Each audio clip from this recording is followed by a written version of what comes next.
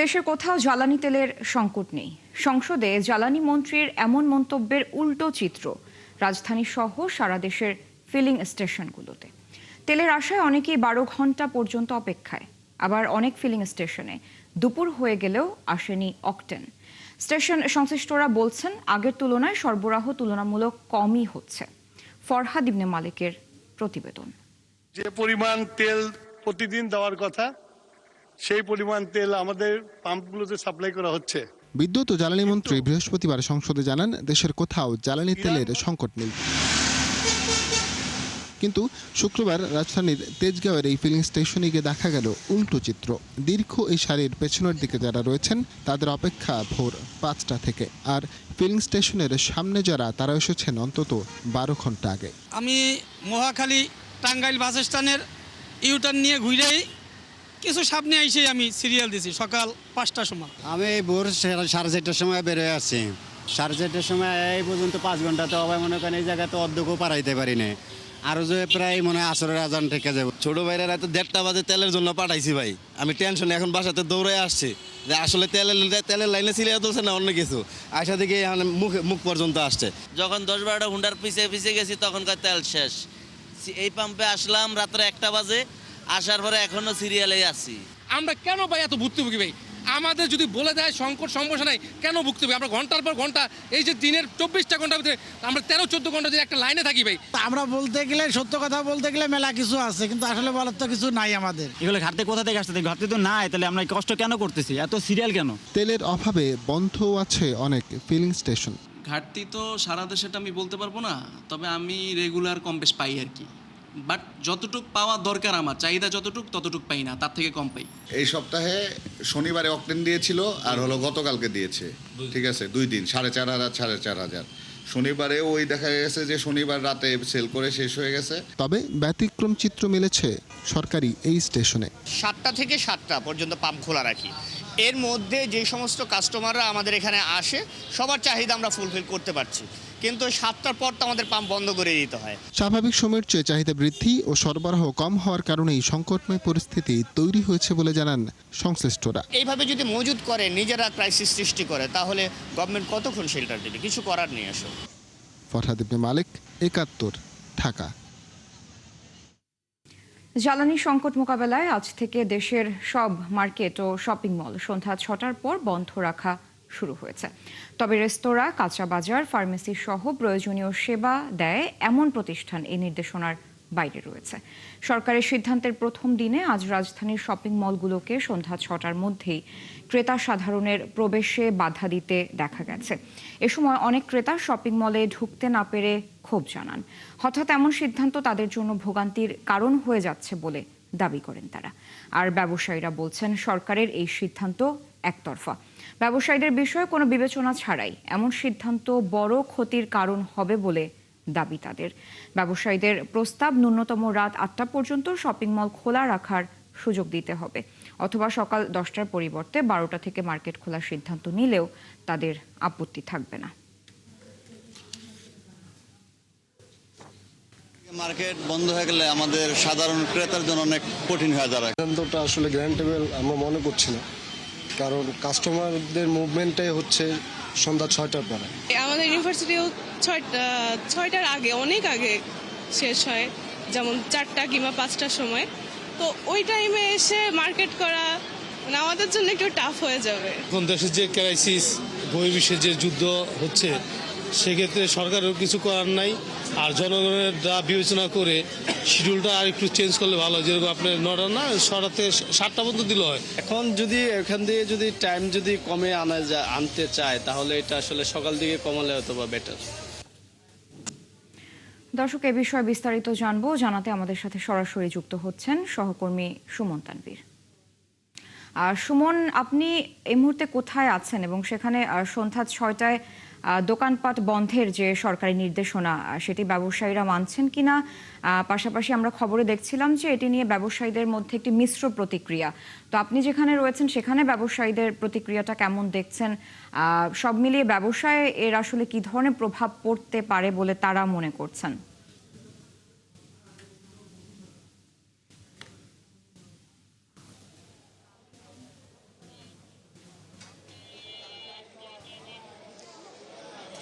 আমরা যে সংবাদটি দেখাচ্ছিলাম কিছুক্ষণ আগের, কিন্তু সন্ধ্যা 6টা, অর্থাৎ সরকার যে সময়সীমাটা বেঁধে দিয়েছে মার্কেটের জন্য, সেই 6টায় বসুন্ধরা শপিং কমপ্লেক্সের যখন দরজা আসলে বন্ধ হয়ে গিয়েছে এবং আমরা দেখছিলাম যে মার্কেটে আস্তে আস্তে যারা নতুন করে আসছিলেন তাদেরকেও কাউকে ঢুকতে দেওয়া হচ্ছিল না। আমরা কিন্তু এখন 7টার বেশি বাজে, এখন আছি নিউ মার্কেট এলাকায়, একদম বিপরীত চিত্র। অর্থাৎ খুব স্বাভাবিকভাবেই কিন্তু এখানে কেনাকাটা চলছে এবং যারা প্রতিদিন আসলে মার্কেটে আসে, আপনি জানেন যে আজকে শুক্রবার হওয়ার কারণে এই মার্কেটে কিন্তু শুক্রবার অনেক বেশি ভিড় হয় এবং সেই ভিড়টি কিন্তু আজকে নিউ মার্কেটে দেখা যাচ্ছে এবং যারা ব্যবসা করছেন এবং যারা ক্রেতারা আছেন তারা খুব স্বাভাবিক ভঙ্গিতেই কেনাকাটা করছেন। এবং আমরা ব্যবসায়ীদের সঙ্গে যখন কথা বলছিলাম তারা কিন্তু বলছিলেন যে তাদেরকে আসলে কোনো রকম নির্দেশনা দেওয়া হয়নি আসলে 6টায় বন্ধ করবে কিনা, অর্থাৎ তাদের যে একটা গার্জিয়ান আছে, তাদের যে যারা কর্তৃপক্ষ আছে তারা তাদেরকে কিছু জানায়নি।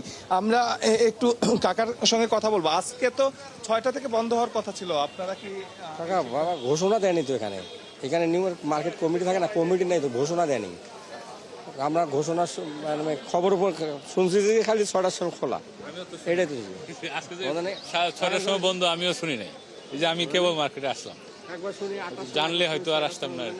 শুনছিলেন আসলে আমরা আরো যারা ব্যবসায়ীর সঙ্গে কথা বলছিলাম তারাও কিন্তু একই কথাই জানাচ্ছিলেন যে কোনো রকম ঘোষণা দেওয়া হয়নি। তবে আমরা মার্কেট কর্তৃপক্ষের সঙ্গে ফোনে কথা বলেছিলাম, তারা আমাদেরকে যেটি জানিয়েছেন যে আজকের দিনে অর্থাৎ শুক্রবার তারা সিদ্ধান্ত জানিয়ে দিয়েছেন সব দোকানে যে আজকে 6টার ভিতরে মার্কেটটি বন্ধ করতে, এবং তারা আমাদেরকে যেটি জানিয়েছেন যে আগামীকাল সরকারের সঙ্গে তাদের একটি বৈঠক আছে যেখানে স্বরাষ্ট্র মন্ত্রণালয়ের মন্ত্রী, জ্বালানি মন্ত্রণালয়ের মন্ত্রীরা থাকবেন এবং সেখানে সেই বৈঠকে তারা একটি প্রস্তাব দিবেন। সেই প্রস্তাব অনুযায়ী তারা যে প্রস্তাবনার কথা আমাদেরকে জানিয়েছেন যে ন্যূনতম সুমন, ধন্যবাদ যুক্ত হওয়ার জন্য। দর্শক, রাজধানী নিউ মার্কেট এলাকা থেকে আমাদের সাথে যুক্ত ছিলেন সহকর্মী সুমন তানভীর। দেশের সামরিক শাসন কিংবা ফ্যাসিবাদী সরকার না থাকলেও জনমনে অস্বস্তি বিরাজ করছে বলে অভিযোগ করেছেন সংসদে বিরোধী দলীয় নেতা ডাক্তার শফিকুর রহমান। জ্বালানি সংকট নিয়ে সরকার লুকোচুরি করছে অভিযোগ করে তিনি বলেন, সংকট নিরসনে সরকারকে তারা সহযোগিতা করতে প্রস্তুত। সংবিধান সংস্কার ও জুলাই সনদ বাস্তবায়ন নিয়ে সামনে ইস্পাত কঠিন আন্দোলনের হুঁশিয়ারিও দেন জামায়াত আমির। বিস্তারিত জানাচ্ছেন শাহিদুজ্জামান সাকিব।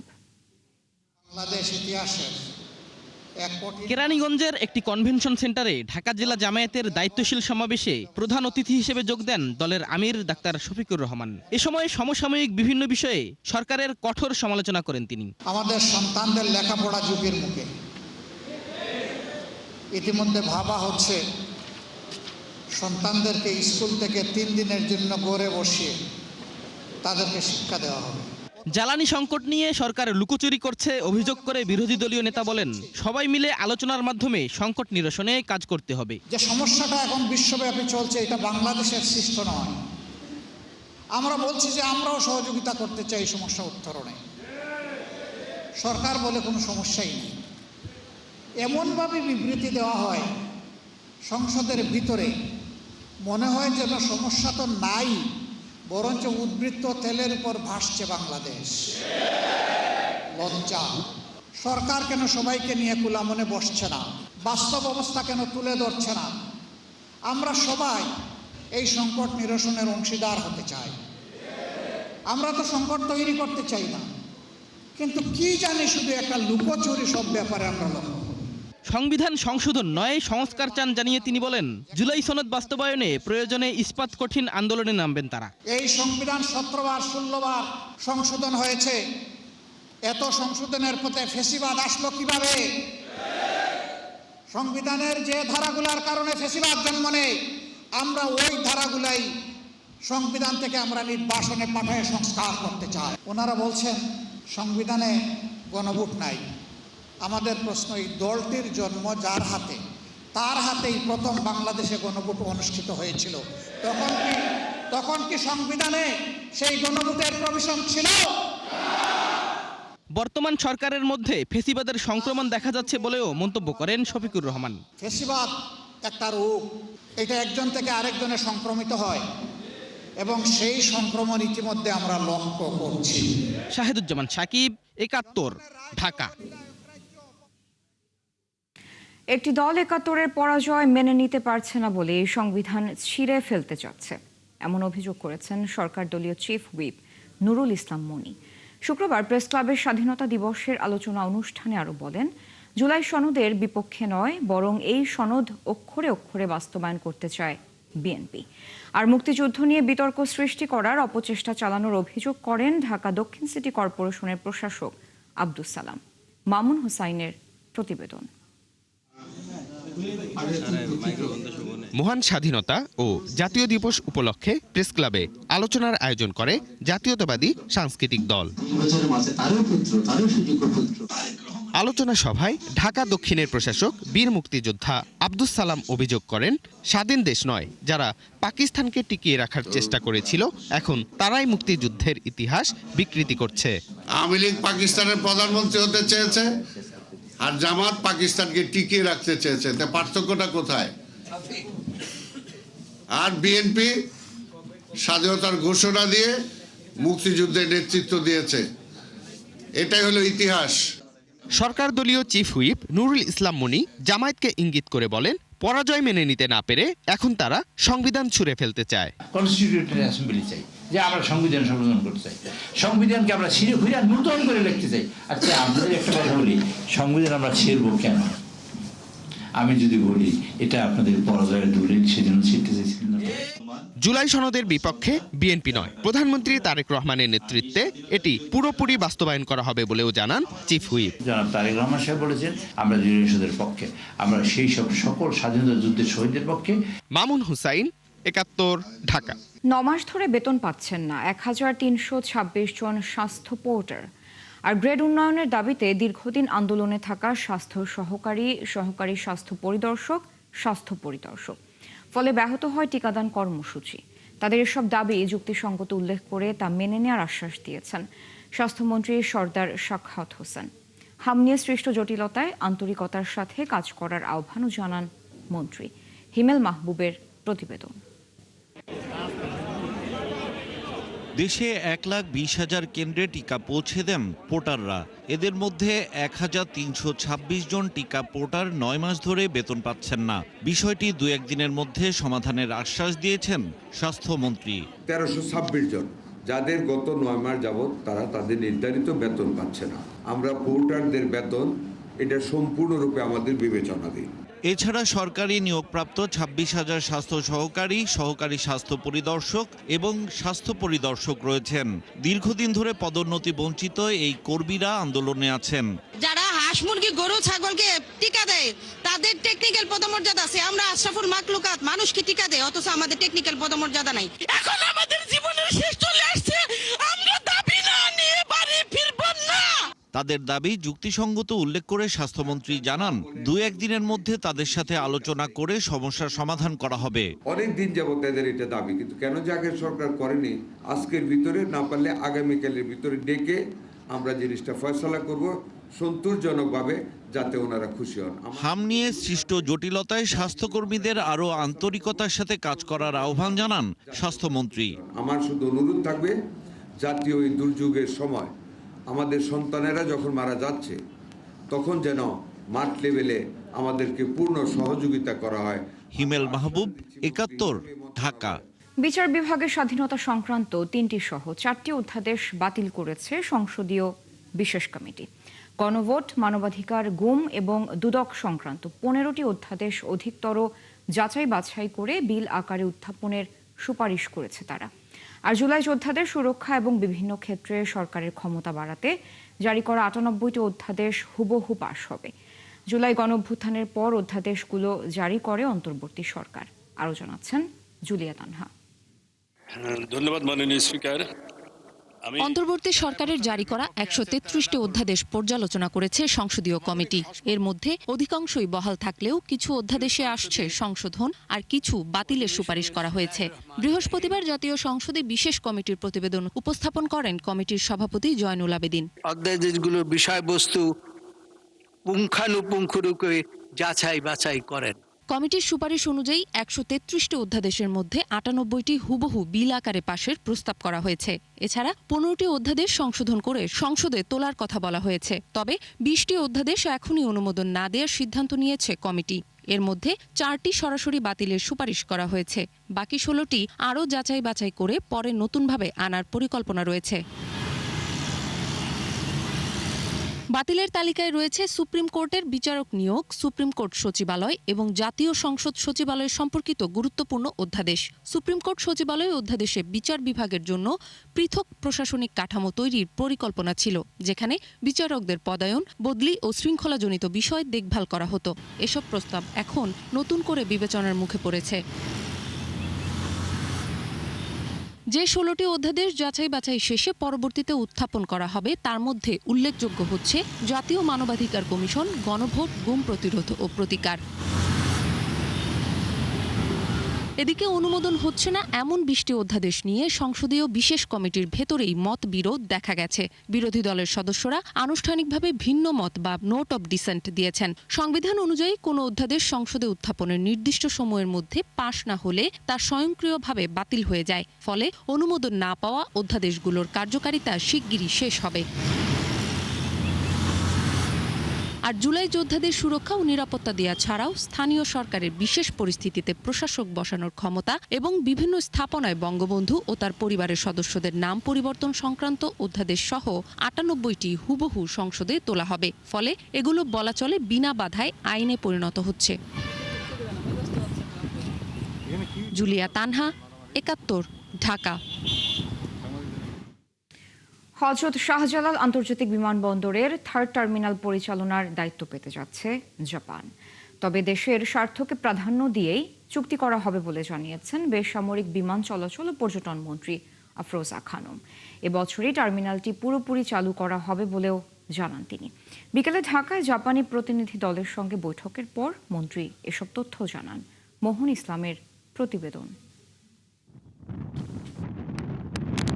উদ্বোধন ঘোষণা করেও চালু করতে না পারার নিদর্শন ঢাকার হযরত শাহজালাল আন্তর্জাতিক বিমানবন্দরের এই 3rd টার্মিনাল। পতিত সরকার আওয়ামী লীগ উদ্বোধন করলেও পারেনি চালু করতে। তাদের বিদায়ের পর অন্তর্বর্তী সরকারও আলোর মুখ দেখাতে পারেনি টার্মিনালের। প্রশ্ন ওঠে, এত খরচের আধুনিক স্থাপনা কি এভাবেই নষ্ট হবে? তবে বিএনপি সরকার দায়িত্ব নিয়েই এ নিয়ে কাজ শুরু করে। টার্মিনাল পরিচালনার দায়িত্ব নিয়ে বৈঠক হয় জাপানের সাথে। কয়েক দফা বৈঠকের ধারাবাহিকতায় শুক্রবার দুপুরে পররাষ্ট্র মন্ত্রণালয়েও আলোচনায় বসে দুপক্ষ। বৈঠক শেষে প্রধানমন্ত্রীর উপদেষ্টা ডক্টর হুমায়ুন কবির জানান, এই বছরের শেষ দিকে টার্মিনালটি চালু করা হবে।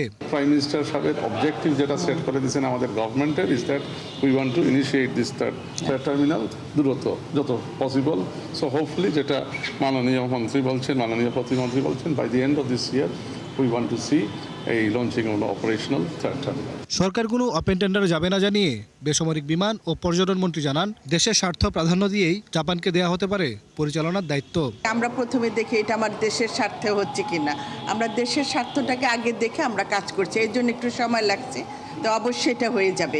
নেগোসিয়েশন করার জন্য কথা বলেছি। We hope this is what is expected, is likely to be done. আগামী সোমবার আবারও বৈঠকে বসবে দুপক্ষ।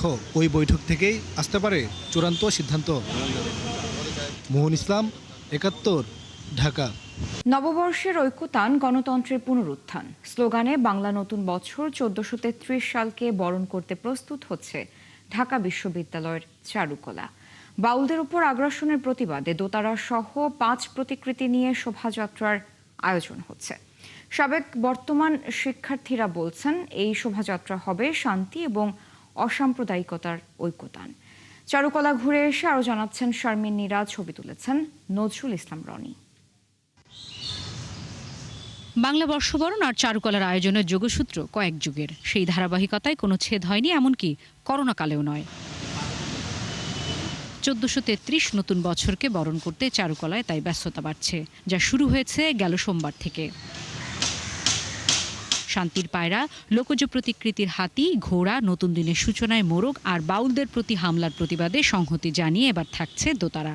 এবার হচ্ছে হাতি, তারপর একটা ঘোড়া হচ্ছে টেপা পুতুলের আদলে, ঘোড়া আর শান্তির পায়রা, আর হচ্ছে আপনার একটা দোতারা। তো বাউলদের প্রতি সম্মান এবং তাদের প্রতি আমাদের ভালোবাসা, একাত্মতা রেখে ওই আমরা দোতারাটা বানাচ্ছি। এবার দোতারার মানে যে ঝংকার, সেটাতেই যেন আমাদের সেই মানে কি বলে আপনি যে সাম্প্রদায়িকতার কথা বলছেন বা সংস্কৃতির উপরে যে আঘাত, সেটাকে যেন নির্মূল করা যায়। শোভাযাত্রায় ঘৃণার বদলে ঐক্যতান প্রত্যাশা শিক্ষার্থীদের। এবারে স্লোগানও তাই, নববর্ষের ঐক্যতান, গণতন্ত্রের পুনরুত্থান। এবার আমরা মোড়কটাকে নিয়েছি যে একটা নতুন বছর আসবে, আমরা নতুন সরকারের কাছে আমি মনে করি সবাই একটা স্বস্তি, শান্তি, একটা সুস্থ নাগরিক জীবন আশা করে।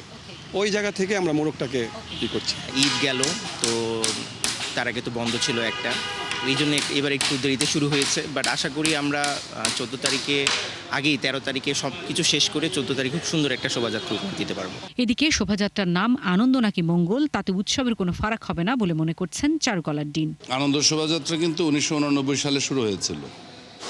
এই আনন্দ আর মঙ্গলের যে কোনো পার্থক্য আসলে ওইভাবে নাই। ইউনেস্কো যে সমস্ত বৈশিষ্ট্যের জন্য স্বীকৃতিটা দিয়েছে, সেই জায়গায় কিন্তু নীতিগতভাবে ইউনেস্কোর কোনো সমস্যা বা সাংঘর্ষিক কোনো বিষয় নাই।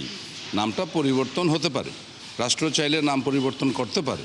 তো সেই ক্ষেত্রে একটা প্রসেস আছে, আবেদন করলে পরে সেই নামটা চেঞ্জ করে দিবেন ইউনেস্কো। আগামী 10 দিন উৎসবের রঙে সেজে উঠবে ঢাকা বিশ্ববিদ্যালয়ের চারুকলা প্রাঙ্গণ। শারমিন নীরা, 71, ঢাকা। জ্বালানি সংকট মোকাবেলায় পাকিস্তানের রাজধানীতে গণপরিবহনে 30 দিনের জন্য ভাড়া না নেওয়ার ঘোষণা দিয়েছে দেশটির সরকার। শনিবার থেকে এই উদ্যোগ কার্যকর হবে বলে জানায় পাকিস্তানের স্বরাষ্ট্রমন্ত্রী মোহসিন নাকভি। সামাজিক যোগাযোগ মাধ্যমে তিনি জানান, এই জনকল্যাণমূলক উদ্যোগের জন্য 35 কোটি রুপি ব্যয় বহন করবে স্বরাষ্ট্র মন্ত্রণালয়। ইরান যুদ্ধের কারণে সৃষ্ট জ্বালানি সংকটে এরই মধ্যে চাপে রয়েছে পাকিস্তান।